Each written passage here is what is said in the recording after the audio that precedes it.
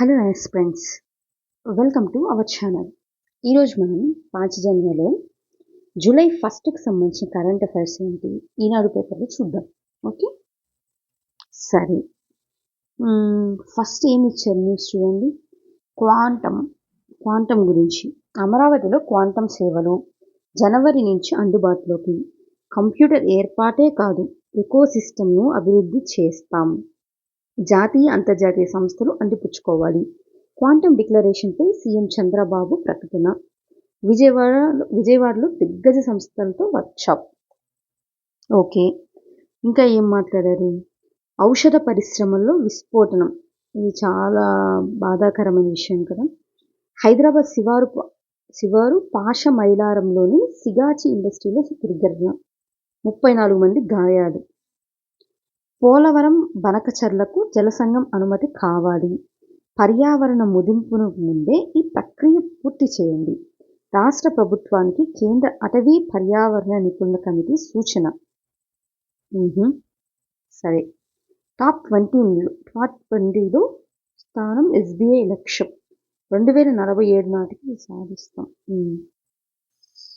15 నుంచి engineering ప్రవేశాల counselling. August 4 నుంచి తరగతులు మొదలు. ఓకే. రైల్వే ఛార్జీల పెంపు నేటి నుంచి అమల్లోకి. తత్కాల్కు ఆధార్ ధృవీకరణ కూడా. సో రైల్వే దాంట్లో ఏదో చేంజెస్ రాబోతున్నాయి అనమాట. భాజపా రాష్ట్ర అధ్యక్షుడిగా మాధవ్ నేడు ప్రమాణ స్వీకారం. అక్కడ తెలంగాణలో కూడా మారారు కదా రామచంద్రరావు గారు. ఇక్కడ వచ్చేసి నాగేంద్ర మాధవ్ గారు అంట. సరే, ఇంకా ఇది లా అండ్ ఆర్డర్ ఇష్యూ ఒకటి ఉంది ఇక్కడ. ఓకే, ఈ పేపర్లో ఏమైనా ఇచ్చున్నారేమో చూద్దాం. కౌన్సిలింగ్కి సంబంధించి గొడవ జరుగుతుంది, దానికి సంబంధించి ఏమో ఆగస్టు 4 నుంచి తరగతులు స్టార్ట్ చేస్తామంటే డిక్లేర్ చేసినట్టున్నారు. నెక్స్ట్ సిఎస్సి కేంద్రాలు ఏంటంటే ఇవి అంటే సాధారణ సేవా. ఒక్కసారి చూడండి ఏంటో సాధారణ సేవా కేంద్రం నమూనా. ఎందుకంటే ఇలాంటివి ఇంకా మన డే టు డే లైఫ్లో చూస్తుంటాం కాబట్టి వీటి గురించి తెలుసుకోవడం మంచిది.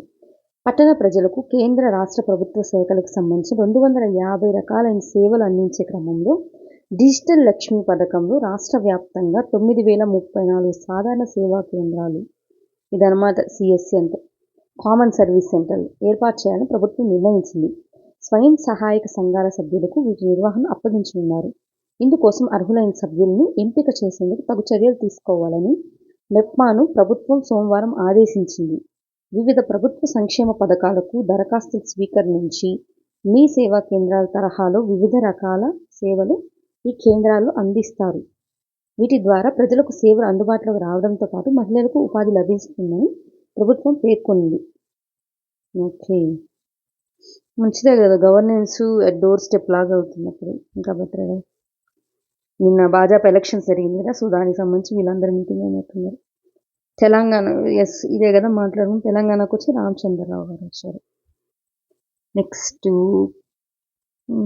సెల్ఫ్ డ్రైవ్ చేసుకుంటూ కొనుగోలు చేసిన యజమానింటికి చేరిన టెస్లా కారు. మన వాళ్ళు కార్టూన్స్ మాత్రం చాలా బాగా ఇస్తుంటారు. సరే, కేరళ డీజీపీగా ఏపీ వాసి చంద్రశేఖర్. ఇంకా మద్యం, ఈ లిక్కర్ స్కామ్ దానికి సంబంధించి అప్డేట్ అండి. 30 కోట్ల అటాచ్మెంట్కు ప్రభుత్వ అనుమతి. న్యాయస్థానంలో సిట్ పిటిషన్ దాఖలు చేసిందంట. చెవిరెడ్డి ఈయన గొడవకు సంబంధించినది ఒక అప్డేట్ వచ్చింది. ఫస్ట్ సంబంధించిన ఎక్స్ప్లెనేషన్ అనమాట. ఔషధ పరిశ్రమలో విస్ఫోటనం, 34 మంది గాయాలయ్యారు. నెక్స్ట్ పోలవరం చెవిరెడ్డి మోహిత్ రెడ్డికి ముందస్తు బెయిల్ నిరాకరణ. ఓకే, ఇదంతా కొంచెం పొలిటికల్ న్యూస్. ఆర్థిక ప్రగతికి పర్యాటకం. ప్రాణాల మీదకి వస్తున్నా సరే చర్చలతో సరి. ఓకే, సాహితీ నవ్యసాచి మార్గదర్శి నిన్న చనిపోయినారని చెప్పి న్యూస్ వచ్చింది కదా, దానికి సంబంధించి అన్నమాట. ఆంధ్రప్రదేశ్ మాతా మరుణాల విష్పత్తి ఎంఎంఆర్ రేట్. ఒకసారి చూసేసి వెళ్దామా. దీనికోసం మళ్ళీ ఎందుకు. ఆధునిక వైద్య వసతులు అందుబాటులోకి వచ్చిన నేటి కాలంలో ఇండియాలో మాతా మరణాల సంఖ్య పెద్ద సంఖ్యలో కొనసాగుతూనే ఉన్నాయి. 2014-16 దేశీయంగా మాతా మరణాల నిష్పత్తి ప్రతి 1,00,000 జననాలకు 130గా ఉండేది. అదే 20 నాటికి 97కు తగ్గింది. అదే కాలానికి ఆంధ్రప్రదేశ్లో మాతా మరణాల నిష్పత్తి 45 అయితే తెలంగాణలో 43. జాతీయ సగటుతో పోలిస్తే 18-20లో కొన్ని రాష్ట్రాలు మాతా మరణాల నిష్పత్తి చాలా ఎక్కువగా ఉంది. అవేంటి అని చెప్తే అస్సాంలో హయ్యెస్ట్ ఉందన్నమాట. సరే, ఇప్పుడు మనం ఇక్కడి నుంచి తీసుకోవాల్సిన పాయింట్ ఏంటి అంటే మనకు కావాల్సింది ఇప్పుడు ప్రెజెంట్ అంటే ఇప్పుడు 1820 టైంకి ఇండియాకి ఎంత ఉంది? 97 అని చెప్పారు MMR rate, right? Maternal mortality rate ఎట్లా కౌంట్ చేస్తాం? 1,00,000 ప్రసూతి వీటికి ఎంతమంది తల్లులు చనిపోతున్నారని కౌంట్ చేస్తాము. అదే ఏపీలో అయితే 45 ఉంది, తెలంగాణ అయితే 43 ఉంది. ఇదనమాట, తగ్గుతూ రావాలి ఇంకా. సరే, ఇంకేముంది? District paper. ఓకే, అమరావతిలో క్వాంటమ్ సేవలు ఒకసారి చూసేద్దాం. ఒకసారి ఈ ఆర్టికల్ చూద్దాము. అమరావతిలో వచ్చే ఏడాది జనవరి నుంచి క్వాంటమ్ కంప్యూటర్ పనిచేయడం ప్రారంభమవుతుందని సీఎం చెప్పారు. ఐబీఎం, టీసీఎస్, ఎల్ఎన్టీ భాగస్వామ్యంతో క్వాంటమ్ వ్యాలీని రాష్ట్ర ప్రభుత్వం ఏర్పాటు చేస్తోందని తెలిపారు. క్వాంటమ్ వ్యాలీ విధి విధానాలపై జాతీయ, అంతర్జాతీయ నిపుణులతో విజయవాడలో సోమవారం రాష్ట్ర ప్రభుత్వం వర్క్షాప్ నిర్వహించింది. ఐటీ, ఫార్మా, వాణిజ్య, నిర్మాణ రంగాలకు చెందిన దిగ్గజ సంస్థల ప్రతినిధులు పేర్కొన్నారు. అమరావతిలో ఏర్పాటు చేయనున్న క్వాంటమ్ కంప్యూటర్ ప్రోటోటైప్ను ఐబీఎం సంస్థ ప్రదర్శించింది. కొత్త స్టార్టప్ను సీఎం చంద్రబాబు, మంత్రి లోకేష్ పరిశీలించారు. నిపుణుల సూచనలు క్రోడీకరించి అమరావతి క్వాంటమ్ డిక్లరేషన్ను ముఖ్యమంత్రి ప్రకటించారు. అనంతరం మాట్లాడుతూ, కేవలం క్వాంటమ్ వ్యాలీ ప్రారంభించడం కాదు, అవసరమైన ఎకోసిస్టమ్ తీసుకొస్తాము. 2026 ఆగస్టు 15 నాటికి 100 యూజ్ కేసులు ఏ సమస్యను సమర్థవంతంగా పరిష్కరించవచ్చో గుర్తించడం తీసుకురావాలనే లక్ష్యం. ఈ విషయంలో ఇబ్బందులుంటే ప్రభుత్వం పరిష్కారం చూపుతుంది. భాగస్వామ్య పక్షాలకు నేనిచ్చే భరోసా ఇది. అమరావతిని క్వాంటమ్ టెక్నాలజీకి కేంద్రంగా తీర్చిదిద్దడమే లక్ష్యం. ఇక్కడ చూద్దాం కంటిన్యూషన్ ఏమంటున్నారు. ఒక మెషిన్ తీసుకొచ్చి పెట్టి క్వాంటమ్ కంప్యూటర్ వచ్చేసిందని చెప్పడం ప్రభుత్వ ఉద్దేశం కాదని సీఎం పేర్కొన్నారు.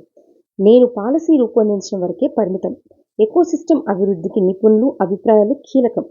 టీసీఎస్ సహకారంతో రాష్ట్రంలోని అన్ని రికార్డులను డేటా లేక్కు అనుసంధానిస్తున్నాం.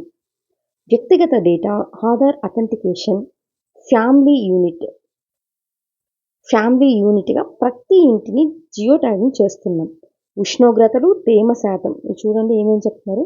ఉష్ణోగ్రతలు, తేమ శాతం, వర్షపాతం, పిడుగులు పడే సమాచారం, భూగర్భ జలమట్టం, రిజర్వాయర్లు నీటి నిల్వలు, నేలలో తేమ, పంట దిగుబడులు అంచనాలు వంటి 42 పారామీటర్లు రియల్ టైం డేటా అందుబాటులో ఉంది. వాటిని క్వాంటమ్ కంప్యూటింగ్తో అనుసంధానించి అంతిమ ఫలితాలు అందుకోవాలి. ఫార్మా రంగంలో తక్కువ సమయంలో విస్తృత పరిశోధన చేసి ఫలితాలు రాబట్టవచ్చని సీఎం వివరించారు. స్టార్టప్లకు కూడా విస్తృత అవకాశాలున్నాయని పేర్కొన్నారు. అమరావతిలో ఐకానిక్ భవనం నిర్మించాలని అడిగిన వెంటనే ఎల్ఎన్టీ సంస్థ అంగీకరించిందని గుర్తు చేశారు. అమరావతి సహా 5 ప్రాంతాల్లో రతన్ టాటా ఇన్నోవేటివ్ హబ్లు ఏర్పాటు చేస్తున్నట్టు చంద్రబాబు వెల్లడించారు. మీరు గమనిస్తే వీటిలో చాలా పదాలు మీరు మన AP state social economic survey చదివితే అక్కడ కూడా ఉన్నాయి చూసారా. రతన్ టాటా ఇన్నోవేటివ్ హబ్ల గురించి ప్రస్తావించారు. దాన్ని ఇప్పుడు ప్రాక్టికల్గా చెప్తున్నారు ఎలా జరుగుతుంది ఏంటి అని. నేడు అన్ని అవసరాలకు సెల్ ఫోన్ ఒక సాధనమైంది. కృత్రిమ మీద ఇప్పటికీ పూర్తి స్థాయిలో వినియోగంలోకి వచ్చింది. ఇకపై క్వాంటమ్ విప్లవం రాబోతుందన్న క్వాంటమ్ వ్యాలీ, డీప్ టెక్నాలజీపై దృష్టి పెట్టాలి. స్పేస్ టెక్నాలజీలో ప్రైవేటు పెట్టుబడులకు కేంద్రం అనుమతించింది. శ్రీహరికోటలో ఉపగ్రహ ప్రయోగ కేంద్రం ఉండటం వల్ల ఏపీకి అవకాశాలు వస్తాయి. అంతరిక్ష రంగంలో పెట్టుబడులను అందిపుచ్చుకోవడానికి స్పేస్ సిటీని ఏర్పాటు చేస్తున్నాము. స్పేస్ పాలసీ గుర్తుందా? 2,000 కోట్లతో.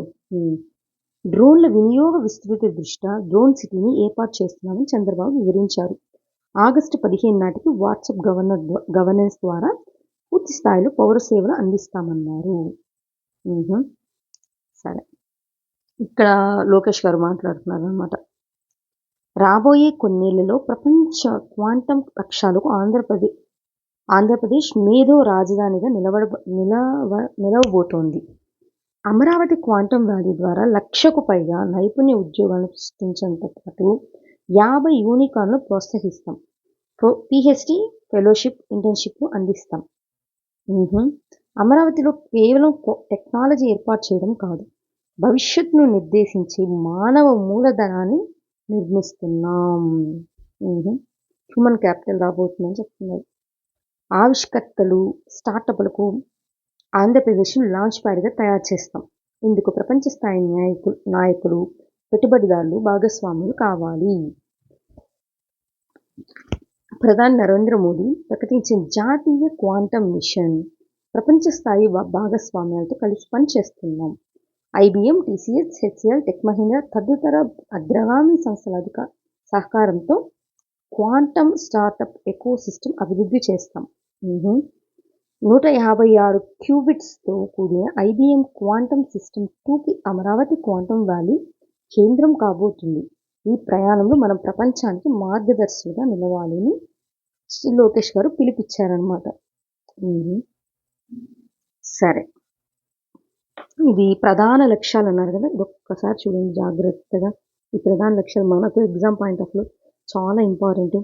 అమరావతిలో 26 జనవరి 1 నాటి క్వాంటమ్ సిస్టమ్ను 2ను ఐబిఎం సంస్థ ఏర్పాటు చేస్తుంది. 2026 జనవరి నాటికి 100 క్వాంటమ్ అల్గారిథంలు పరీక్షించే సామర్థ్యానికి చేరుకోవాలి. 2028 జనవరి నాటికి 1000 అల్గారిథమ్స్, 2029 జనవరి నాటికి 1000 ఎఫెక్టివ్ క్యూబిట్స్ సామర్థ్యాన్ని సాధించాలి. 3 క్వాంటమ్ కంప్యూటర్లు 2027 జనవరి నాటికి ఏర్పాటు చేయాలి. 2030 నాటికి ఏటా 5,000 కోట్ల ఎగుమతుల లక్ష్యం. ఎంతంట? 5,000 కోట్లు. 2027 నాటికి దేశంలో 100, రాష్ట్రంలో 20 విశ్వవిద్యాలయాల్లో క్వాంటమ్ టెక్నాలజీలో అండర్ గ్రాడ్యుయేట్, పీజీ, పీహెచ్డీ ప్రోగ్రాంలు అందించాలి. ఇవి మీరు అబ్జర్వ్ చేయండి. నెక్స్ట్ వచ్చి మన ఎకనామిక్ సర్వేలో కూడా ఇలాంటివి పెట్టారు మన వాళ్ళు. ఓకే, అల్పపీడనం ఏర్పడితే అప్రమత్తం కావాల్సిందే. ఎవరు? మన మెట్రాలజికల్ డిపార్ట్మెంట్ వాళ్ళు చెప్తున్నారు అన్నమాట, ఐఎండి. సరే, ఇంకా ఏమైనా న్యూస్ వస్తుందా? ఏంటి ఇది సంగతి చావించేది? సీఎం మార్పు నాకేం తెలియదు, అధిష్టానాన్ని అడగండి.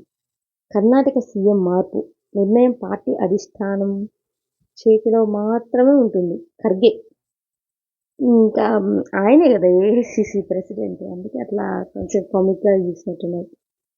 శ్రీవారి సేవకు వృత్తి నిపుణులు, నెల రోజుల్లో ప్రత్యేక అప్లికేషన్. టాప్ 20లు ఎస్బీఐ గురించి. నేడు కొవ్వూరులో సీఎం పర్యటన. ఏంటంట? తూర్పుగోదావరి జిల్లా తాళ్లపూడి మండలం మలకపల్లిలో మంగళవారం సీఎం చంద్రబాబు పర్యటించనున్నారు. ముందుగా ఎన్టీఆర్ భరోసా పింఛన్ల లబ్ధిదారుల ఇళ్లకు వెళ్లి పంపిణీ చేస్తారు. అనంతరం గ్రామంలో ఏర్పాటు చేసిన ప్రజావేదిక వద్ద ప్రసంగిస్తారు. బంగారు కుటుంబాలను మార్గదర్శకులకు అప్పగించే డాక్టర్ P4 కార్యక్రమం నిర్వహిస్తారు.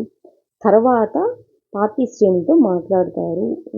మధ్యాహ్నం చిత్తూరుకు వెళ్తారు. సీఎం పర్యటన ఏర్పాట్లను రాష్ట్ర పర్యాటక మంత్రి కందుల దుర్గేష్ పర్యవేక్షిస్తారు అని చెప్తున్నారన్నమాట.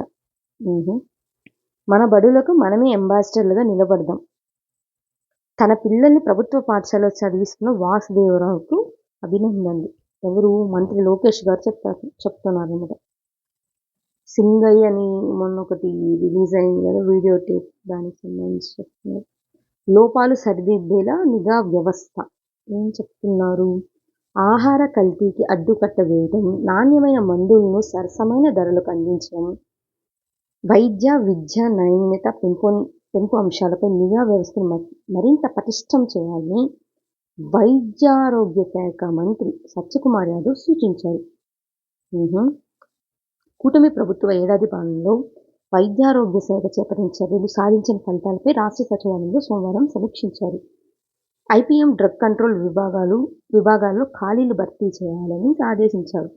24-25లో సాధించిన ఫలితాలతో పాటు 25-26 లక్ష్యాలపై ప్రత్యేక ప్రధాన కార్యదర్శి దిశానిర్దేశం చేశారు. Okay, right. ఇంకా బళ్ళారి బాడు.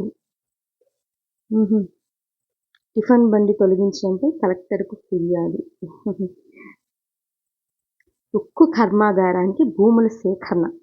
అమరావతిలో ఆర్సిలర్ మిత్తల్ సంస్థ ఏర్పాటు చేయనున్న ఉక్కు కర్మాగారంలో రైల్వే స్లైడింగ్ సదుపాయం కోసం 111 ఎకరాల భూమిని సేకరించేందుకు అనుమతిస్తూ ప్రభుత్వం ఉత్తర్వులు జారీ చేసింది. ఆ సంస్థ కోరిన విధంగా పరిశ్రమ ఏర్పాటు కోసం అవసరమైన భూములకు పరిహారం మొత్తాన్ని 3 దఫాలుగా 9% వడ్డీతో కలిపి చెల్లించేందుకు అనుమతించింది. 1,00,000 కోట్ల పెట్టుబడులను 2 విడతలకు ఖర్చు చేసే వెసులుబాటు ఉంది. స్టీల్ ప్లాంట్ పెడుతున్నా ఉంది. దాని నుంచి న్యూస్కి షర్మిల ఏం చెప్తుందో షర్మిల గారు, కాంగ్రెస్ సిద్ధాంతాలు నమ్మిన వారు పార్టీలోకి రావాలి. ఇక్కడ ఏమన్నా క్రిటిసిజం చేస్తారా గవర్నమెంట్ని? మొత్తం పొలిటికల్ క్రిటిసిజమే ఉంది ఇక్కడ. 6 గంటల్లో విశాఖ నుంచి రాయ్పూర్ గ్రీన్ఫీల్డ్ హైవేతో సగానికి తగ్గనున్న ప్రయాణ సమయం. వచ్చే ఏడాది హైవే మొత్తం అందుబాటులోకి. ఒకసారి చూద్దామా ఏంటో. విశాఖపట్నం నుంచి ఛత్తీస్గఢ్ రాజధాని రాయ్పూర్ కేవలం 6 గంటల్లోనే చేరుకునేలా యాక్సిస్ కంట్రోల్ గ్రీన్ఫీల్డ్ హైవే నిర్మాణం వేగంగా సాగుతుంది. ప్రస్తుతం విశాఖ నుంచి సాలూరు, కోరాపుట్ ఇట్లా పోయి రాకపోకలు సాగిస్తున్నాం. ఏ మార్గంలో అయినా దాదాపు 12-13 గంటలు ప్రయాణించాల్సి వస్తుంది. ఇప్పుడు ఈ 2 నగరాల మధ్య సులువుగా రాకపోకలు సాగించేలా 464 కిలోమీటర్ల మేర 6 వరుసలతో యాక్సిస్ కంట్రోల్ గ్రీన్ఫీల్డ్ ఎకనామిక్ కారిడార్ను నిర్మిస్తున్నారు. దీనివల్ల ప్రయాణ సమయం సగానికి తగ్గిపోతుంది. ఏపీలో 90% పనులు పూర్తి. కోల్కతా చెన్నై జాతీయ రహదారి వద్ద నుంచి మొదలై విశాఖపట్నం, విజయనగరం, మన్యం, పార్వతీ జిల్లాల మీదుగా వెళ్తుంది. ఏపీలో 100 కిలోమీటర్లు. ఓకే అండి. ఇక్కడ మెయిన్ ఏంటంటే 6 వే లైన్ గ్రీన్ఫీల్డ్ హైవే టైం అనేది రెడ్యూస్ అవుతుంది అని చెప్తున్నారు. ఏపీ నుంచి అయితే మాత్రం అంతా కంప్లీట్ చేసామన్నట్టుగా చెప్తున్నారు. నెక్స్ట్ చూడండి, పలావ్ నౌకలో అగ్ని ప్రమాదం. పలావ్ దేశానికి చెందిన ఓ నౌకలో ఆదివారం అగ్ని ప్రమాదం చోటు చేసుకుంది. గుజరాత్లోని కాండ్లా నుంచి ఆ నౌక ఒమన్లోని షినాస్కు వెళ్తుండగా ఇంజిన్ రైలులో మంటలు చెందాయి. So sad. ఇంకా 100 కోట్లతో మధ్యలో చెట్టు వదిలేశారు. దుబాయ్లో ఎగిరిన ఎలక్ట్రిక్ ఎయిర్ టాక్సీ. సార్క్ స్థానంలో కొత్త గ్రూపు ఏర్పాటుకు చైనా, పాక్ కసరత్తులు. కొన్నేళ్లుగా అచేతనంగా ఉన్న దక్షిణాసియా ప్రాంతీయ సహకార సంఘం స్థానంలో సరికొత్త ప్రాంతీయ సంస్థను ఏర్పాటు చేసేందుకు చైనా, పాకిస్తాన్ కలిసికట్టుగా కృషి చేస్తున్నట్టు తెలుస్తుంది. చైనా, పాకిస్తాన్ వీళ్ళే చెప్పాలి, మనమే వినాలి. సంబంధిత చర్చల్లో 2 దేశాలు ఇప్పటికే చాలా పురోగతి సాధించాయంటూ దౌత్య వర్గాలను ఉటంకిస్తూ ఓ ప్రముఖ వార్తా సంస్థ తాజాగా కథనం వెలువరించింది. చైనాలోని కున్మింగ్లో పాక్, చైనా, బంగ్లాదేశ్ మధ్య గత నెల 19 నాటి త్రైపాక్షిక సమావేశం కూడా ఈ సమాలోచనలో భాగంగానే జరిగినట్లు అందులో పేర్కొంది. భారత్ సహా సార్క్లోని ఇతర దేశాలను కొత్త కూటమిలోకి ఆహ్వానించడమే లక్ష్యంగా అవి పనిచేస్తున్నాయని తెలిసింది. వాణిజ్యం అనుసంధానంతో ప్రాంతీయ సంబంధాలను బలోపేతం చేసుకోవాలని కొత్త గ్రూపు లక్ష్యం. సార్క్లో ఎన్ని ఉన్నాయి? 8 ఉన్నాయి. 2016లో సార్క్ సదస్సు ఇస్లామాబాద్లో జరగాల్సి ఉండగా ఉరీలో సైనిక శిబిరంపై ఉగ్రదాడి నిరసిస్తూ ఆ సదస్సులో పాల్గొనేందుకు భారత్ నిరాకరించింది. తర్వాత భూటాన్, ఆఫ్ఘనిస్తాన్, బంగ్లాదేశ్లో కూడా దానికి హాజరయ్యేందుకు మొగ్గు చూపట్లేదు. అప్పటి నుంచి సార్క్ అచేతనంగా ఉంది. మళ్ళీ ఇప్పుడు ఈ 2 కలిసి ఇంకోటి పెడతారంట. వీరిద్దరు తప్ప ఎవ్వరు ఉండరేమో దాంట్లో. కాశ్మీర్ ఉగ్రవాదులకు అండగా ఉంటాం. వారిది చట్టబద్ధమైన పోరాటం. భారత్పై మళ్లీ విషం కక్కిన సైన్యాధ్యక్షుడు ముని. మొన్న వెళ్ళిన ఆ విందు ఇంకా ఆగలేదేమో ఆయనకి. అంత టేస్టీ ఫుడ్ పెట్టారేమో. పాకిస్తాన్ సైన్యాధ్యక్షుడు ఆపరేషన్ సింధూర్కి ముందు కూడా కాశ్మీర్ పాకిస్తాన్ జీవనాడిని పేర్కొంటూ భారతదేశానికి వ్యతిరేకంగా ఆయన తీవ్ర పదజాలం ఉపయోగించిన సంగతి తెలిసిందే. మళ్ళీ అదే తరహా వ్యాఖ్యలు చేశారు. ఈసారి పాక్ సైన్యాధిపతి మరింత ఎక్కువ విషయం చిన్నారు. కాశ్మీర్ ఉగ్రవాదులను పూర్తిగా వెనకేసుకొచ్చే వారిని స్వాతంత్ర సమరయోధులుగా అభివర్ణించారు. వారిది చట్టబద్ధమైన పోరాటమని పేర్కొన్నారు. అంతటితో ఆగలేదు. వారి పోరాటాన్ని అంతర్జాతీయ చట్టాలు గుర్తించాయన్నారు. భారత్ ఉగ్రవాదంగా ముద్ర వేస్తున్నది వాస్తవానికి అంతర్జాతీయ చట్టాలు గుర్తించిన చట్టబద్ధమైన న్యాయసమ్మతమైన పోరాటం అని మునీర్ పేర్కొన్నారు. ఆయన కరాచీలో పాకిస్తాన్ నావల్ అకాడమీలో మాట్లాడారు. కాశ్మీర్ రాజకీయ నైతికపరమైన మద్దతును తమ దేశం కొనసాగిస్తూనే ఉంటుందని స్పష్టం చేశారు. స్వయం నిర్ణయాధికారం కోసం అక్కడ ప్రజలు చేస్తున్న పోరాటానికి అండగా ఉంటామని అన్నారు. ఐక్యరాజ్యసమితి తీర్మానాలు కాశ్మీరీ ప్రజల ఆకాంక్షల ప్రకారం సమస్యకు న్యాయపరమైన పరిష్కారం కనుక్కోవాలని పాకిస్తాన్ బలంగా నమ్ముతోందని తెలిపారు. భారత్ ఎంతగా కవ్విస్తున్నా పాకిస్తాన్ సంయమనం పాటిస్తోంది. ఈ ప్రాంత శాంతి సుస్థిరతను దృష్టిలో ఉంచుకొని చాలా వివేకంతో వ్యవహరిస్తోందని అన్నారు. పాకిస్తాన్పై మళ్లీ దాడి చేసే దుస్సాహసానికి భారత్ పాల్పడితే ధీటైన సమాధానం ఇస్తామని మునీర్ హెచ్చరించారు. పాకిస్తాన్ హెచ్చరిస్తుందంటే మనం వింటున్నాము. ఇంతకన్నా ఏముండదేమో. చేసేదంతా వీళ్ళు, చెప్పేదంతా పక్కన వాళ్ళ మీద. మణిపూర్లో నలుగురిని కాల్చి చంపిన దుండగులు తమ పనేంటూ కుకీ సంస్థ ప్రకటన. జాతుల మధ్య సంఘర్షణతో సతమతమవుతున్న మణిపూర్లో మరో దారుణం చోటు చేసుకుంది. చురాచామ్ జిల్లాలో గుర్తు తెలియని దుండగులు 72 ఏళ్ల వృద్ధురాలు సహా నలుగురిని కాల్చి చంపినట్లు సోమవారం పేర్కొన్నారు పోలీసులు. చురాచాందూర్కు 5 కిలోమీటర్ల దూరంలో ఉన్న మోనుగ్జామ్ గ్రామంలో మధ్యాహ్నం 2 గంటల ప్రాంతంలో కారులో ప్రయాణిస్తుండగా వాటిపై అత్యంత సమీపం నుంచి కాల్పులు జరిపినట్లు వెల్లడించారు. బాధితులు ఘటనా స్థలాల నుంచి 12 ఖాళీ తూటాలు. ఈ ఎథ్నిక్ క్లాషెస్ ఎప్పటికి తగ్గుతాయో? హోంశాఖ బృందంతో మణిపూర్ పౌర సంఘాల చర్చలు. మణిపూర్ ప్రాంతీయ సమగ్రతను కాపాడాలని ఆ రాష్ట్రానికి చెందిన 3 పౌర సంఘాలు కేంద్ర ప్రభుత్వాన్ని సోమవారం అభ్యర్థించాయి. మణిపూర్ హింసలు నష్టపోయిన వర్గాలకు పునరావాసం కల్పించాలని, ఇంఫాల్ లోయ పరిసర ప్రాంతాల్లో భూములు కలిగి ఉన్న రైతుల యాజమాన్య హక్కులను పరిరక్షించాలని ఆ సంఘాలు కోరాయి. ఈ మేరకు మణిపూర్కి చెందిన coordinating committee on Manipur integrity, all Manipur united clubs organisation, federation of civil society organisation అనే సంస్థలు కేంద్ర హోంశాఖ ప్రతినిధి బృందంతో సంప్రదింపులు జరిపాయి. 10 కోట్లు దాటి చైనా కమ్యూనిస్ట్ పార్టీ సభ్యత్వం అంట. ఇంకేం పనుంది? అమర్నాథ్ యాత్రకు రిజిస్ట్రేషన్ జోరు. అమర్నాథ్ యాత్ర స్టార్ట్ అయింది. మళ్లీ మొదలైన చార్ధామ్ యాత్ర. పేదరికంపై సదస్సుకు అమెరికా దూరం. ఇట్లాంటి వాటిల్లో మేము పోటీ చేయం. మాకు ఎప్పుడు నోబెల్ ప్రైజ్ ఇవే కావాలి. ట్రంప్ నెతన్యాహులపై ఫత్వా జారీ. వారు అల్లా శత్రువులంటూ ఇరాన్ మత పెద్ద ప్రకటన. ఏమన్నారు? అమెరికా అధ్యక్షుడు డొనాల్డ్ ట్రంప్ ఇజ్రాయెల్ ప్రధాని నెతన్యాహుకు వ్యతిరేకంగా ఇరాన్లోని ఫత్వా జారీ అయింది. ఇటీవల ఇరాన్పై ఇజ్రాయెల్ 12 రోజులు యుద్ధం చేసిన సంగతి తెలిసిందే. ఈ పోరులో టెల్ అవీవ్కు మద్దతుగా అమెరికా కూడా రంగంలోకి దిగి 3 అణు స్థావరాలపై బాంబులు వేసింది. ఈ నేపథ్యంలో ఇరాన్లో సీనియర్ మత పెద్ద అయతుల్లా నాసర్ షరీఫ్ ట్రంప్ నెతన్యాహులపై ఆదివారం ఫత్వా జారీ చేశారు. ఈ ఇద్దరు నేతలను అల్లా ద్రోహులుగా పేర్కొన్నారు. ఇరాన్ సుప్రీం నేత అయతుల్లా అలీ ఖమేనీకి హాని కలిగించేందుకు ఎవరు ప్రయత్నించినా వారు దేవుడు ఆగ్రహానికి గురవుతారని తెలిపారు. ఇస్లామిక్ రిపబ్లిక్ నాయకత్వాన్ని బెదిరిస్తున్న వీరిని ఓడించాలని పిలుపునిచ్చారు. ట్రంప్ నెతన్యాహులకు ఇస్లామిక్ దేశాలు సహకారం అందించడం పూర్తిగా నిషిద్ధమని పేర్కొన్నారు. అంతేకాదు వారిద్దరూ తాము చేసిన తప్పులకు పశ్చాత్తాపపడేలా చేయడం అవసరమని అన్నారు. ఇజ్రాయెల్తో జరిగిన యుద్ధంలో 935 మంది మృతి చెందినట్లు ఇరాన్ ప్రకటించింది. అంతరిక్షంలో భారత్ నిఘా నేత్రం. ఆపరేషన్ సింధూర్ తర్వాత అంతరిక్షంలో నిఘాను భారత్ మరింత బలోపేతం చేసేందుకు చర్యలు చేపట్టింది. ఏమంటున్నా? ముఖ్యంగా చైనా, పాకిస్తాన్ హిందూ మహాసముద్రం మీద నిఘా పెట్టేందుకు వీలుగా 52 సైనిక ఉపగ్రహాలను ప్రయోగించాలని నిర్ణయించింది. ఎప్పటికప్పుడు పర్యవేక్షణ తదితర అవసరాల కోసం 26,000 కోట్లను వెచ్చించింది. ఓవైపు చైనా శరవేగంతో అంతరిక్షంలో ఆధిపత్యం కోసం యత్నిస్తున్న నేపథ్యంలో భారత్ ఈ చర్యలు చేపట్టింది. అంతరిక్ష ఆధారిత నిఘా ఎస్బీఎస్ 3వ విడత కార్యక్రమంలో భాగంగా ఇస్రో 21 ఉపగ్రహాలను ప్రయోగించనుంది. మిగిలిన 31 శాటిలైట్ను 3 ప్రైవేటు సంస్థలు అభివృద్ధి చేసి కక్షలోకి చేర్చనున్నాయి. ఈ కార్యక్రమంలో భాగంగా తొలి ఉపగ్రహాన్ని ఏప్రిల్ 2026న కక్షలో ప్రవేశపెట్టనున్నారు.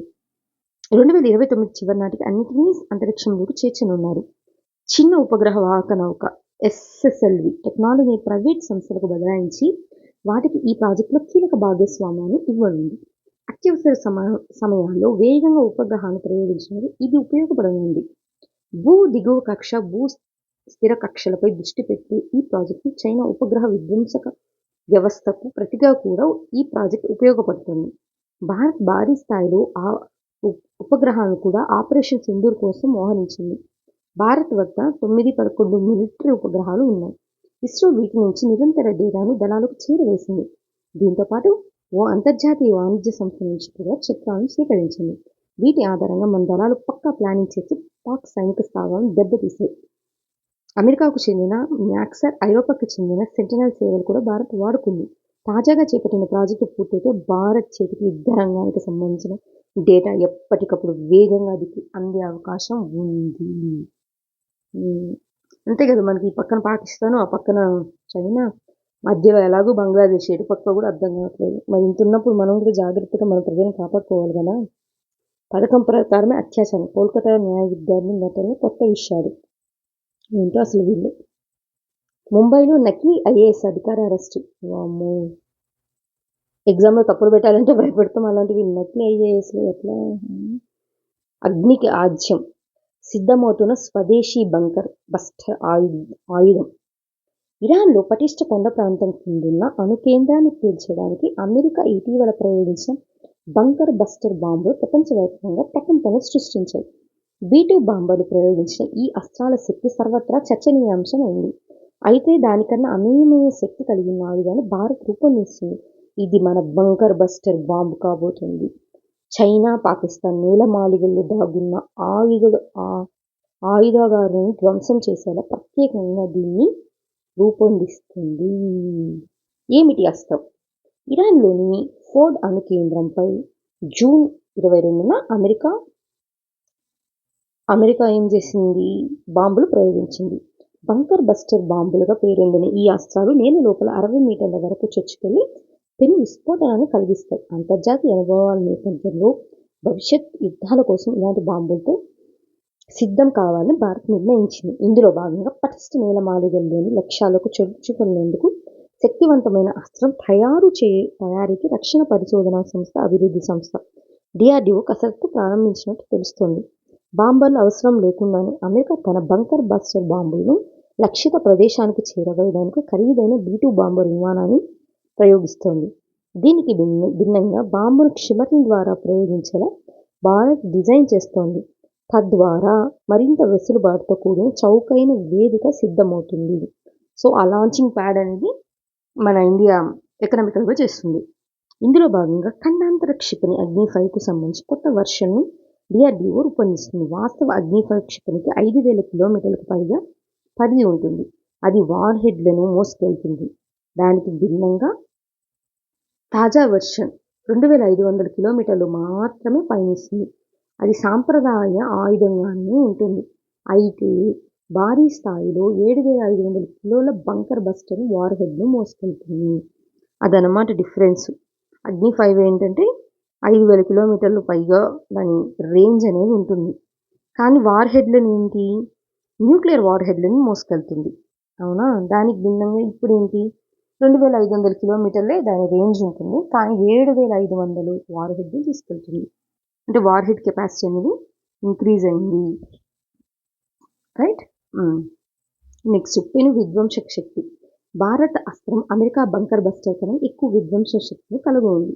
ఎట్లా? ఇది నేల లోపలికి 80 నుంచి 100 మీటర్ల మేర చొచ్చుకెళ్లి ఆ తర్వాత విస్ఫోటనం చెందుతుంది. పటిష్ట కాంక్రీటు పొరల కింద ఉన్న శత్రు సైనిక కేంద్రాలను ధ్వంసం చేయగలిగేలా దీన్ని డిజైన్ చేస్తారు. ఈ వార్ హెడ్ 8 టన్నుల బరువు ఉంటుంది. ఫలితంగా ప్రపంచవ్యాప్తంగా ఉన్న శక్తివంతమైన సాంప్రదాయ వార్ హెడ్లు ఒకటిగా ఇది నిలిచిపోతుంది. 2 వేరియంట్లు, అగ్ని-5కు సంబంధించిన 2 వేరియంట్లు రూపొందిస్తున్నట్టు తెలుస్తోంది. ఇందులో ఒకటి ఎయిర్ బస్ వార్ హెడ్ కలిగి ఉంది. దాని ఉపరితలం మీద ఉన్న లక్ష్యాల కోసం రూపొందిస్తున్నారు. మరొకటి నేలలోకి లోతుగా చొచ్చుకొని వెళ్లే క్షిపణి. ఇది ఉపరితలం కిందున్న పటిష్ట బంకర్లను ధ్వంసం చేయడానికి ఉపయోగపడుతుంది. చూద్దాం DRDO ఎంత స్పీడ్గా మన మిలిటరీ వాళ్ళకి ఇస్తుంది. 8 రోజుల విదేశీ పర్యటనకు మోదీ జూలై 2 నుంచి 9 వరకు విదేశాల్లో పర్యటిస్తారు. Ghana, Trinidad Tobago, Argentina, Brazil, నమీబియాలో ఆయన వివిధ తేదీల్లో పాల్గొంటున్నారు. జూలై 2, 3 తేదీలు మోదీ ఘనాలో ఉంటారు. 3 దశాబ్దాల తర్వాత ఆ దేశంలో భారత ప్రధాని పర్యటించడం ఇదే ప్రథమం. 3, 4 తేదీల్లో ప్రధాని ట్రినిడాడ్ టొబాగోలో పర్యటించున్నారు. 1999 తర్వాత ఆ దేశంలో భారత ప్రధాని పర్యటించడం ఇదే తొలిసారి. 4ని అర్జెంటీనాకు వెళ్లనున్న ప్రధాని మోదీ మరుసటి రోజే అక్కడ ఉంటారు. రక్షణ, వ్యవసాయ రంగం, గనులు, చమురు, పునరుత్పాదక ఇంధనం, వాణిజ్యం, పెట్టుబడుల రంగంలో ఇరు దేశాల భాగస్వామ్యం మరింత పెంపొందించే అంశంపై అర్జెంటీనా అధ్యక్షుడు జేవియర్తో చర్చలు జరపనున్నారు. అనంతరం బ్రెజిల్కు వెళ్తారు. ఆ దేశంలోని బ్రెజిల్లో 6, 7 తేదీల్లో జరిగే బ్రిక్స్ 17వ సదస్సులో పాల్గొంటారు. ఎన్నో సదస్సు అనేది 17వ సదస్సు. ఎక్కడ జరుగుతుంది? Rio de Janeiro. మన 1992 ఫస్ట్ ఎర్త్ సమ్మిట్ ఎక్కడ జరిగింది? Rio de Janeiro. గుర్తుందా? పహల్గాం దాడి ఘటనను ఈ సదస్సులో ఖండించనుంది. భారత్ ప్రతిపాదన మేరకు ఒక తీర్మానం చేయనుంది. ప్రధాని 9 నమీబియాకు వెళ్లి ద్వైపాక్షిక చర్చలు జరపనున్నారు. ఆ దేశ పార్లమెంటులోనూ ప్రసంగించే అవకాశం ఉన్నట్లు సమాచారం. గత 11 ఏళ్లలో మోదీ సుదీర్ఘ దౌత్య పర్యటనలో ఇదొక్కటి కానుంది. చూద్దాం, సక్సెస్ అయితే మనకు మంచిదే కదా. భారతదేశం ఇంకా మంచి సేవలను ఉపయోగించుకుంటుంది పొరుగు దేశాల నుంచి కూడా, రైట్. ఇంకా ఏముంది? ఛాంపియన్, ఇంకా సుఖీభవ. నెక్స్ట్ బుడమేరు పనులు వర్షాకాలకు ముందే పూర్తి చేసాం. అప్పుడు ఈయనే కదా నిమ్మల రామానాయుడు గారు ప్రతిసారి న్యూస్లో ఉన్నారు. అర్ధరాత్రి ఏం లేకుండా పోయి అక్కడున్న ప్రజలకి వర్షాల వల్ల నష్టపోయిన వాళ్ళందరికీ హెల్ప్ చేశారు.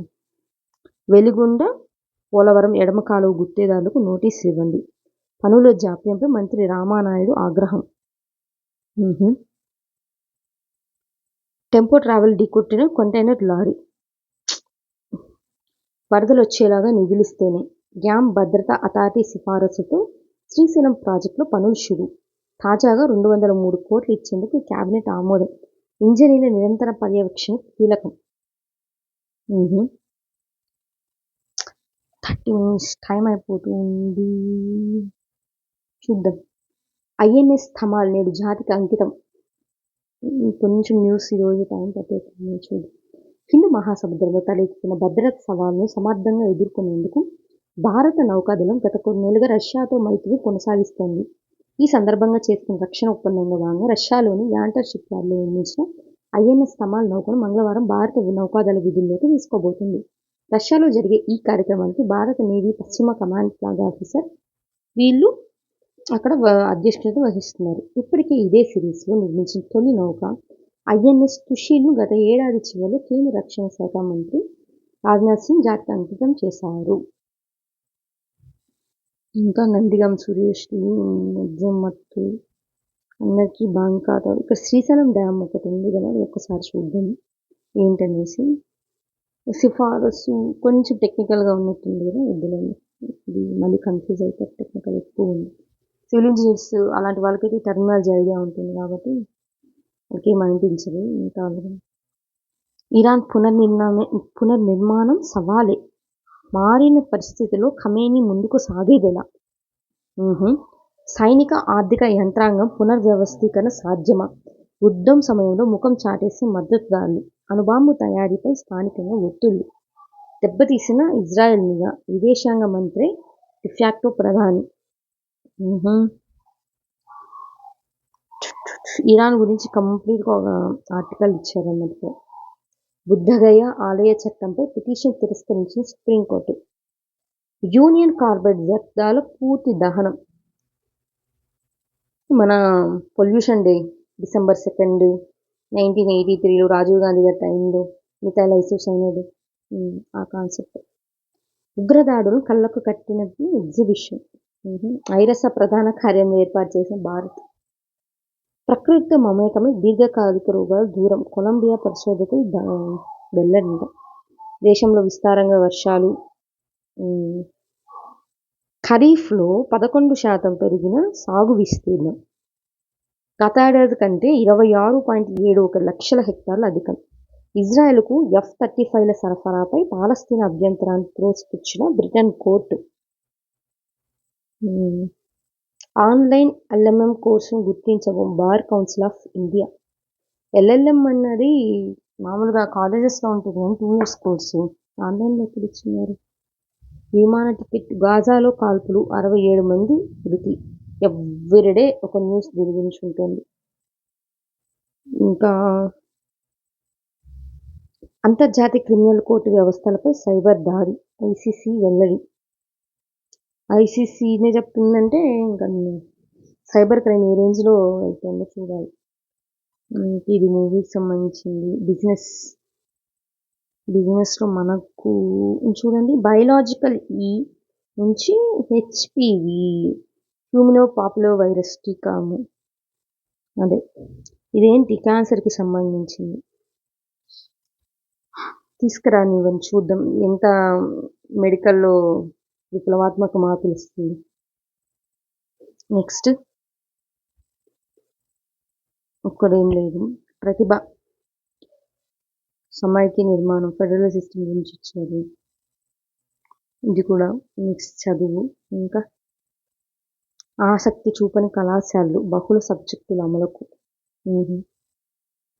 సర్కారు మారిన గుత్తేదారి అదే కాంట్రాక్టర్స్ ఎప్పుడైనా వాళ్ళే ఉంటారు కదా, ఎంత మార్చినా కదా. డైట్ ఛార్జీల పెంపుపై కసరత్తు. ఒడిశా బొగ్గు చౌక. యాదాద్రి ప్రాంతకు అందుతున్న సింగరేణి G9 బొగ్గు. రోహింగ్యాల పిల్లలకు భారతీయుల సర్టిఫికేట్లు. ఏంటో వీళ్ళు మరి. కాంగ్రెస్ అధిష్టానానికి ఏటీఎం కార్డులో తెలంగాణ కర్ణాటక ప్రభుత్వాలు. కేంద్ర మంత్రి శోభా కరంద్లాజే ఆరోపణ అంట. ఇది కామెడీగా చెప్తారు వీళ్ళు.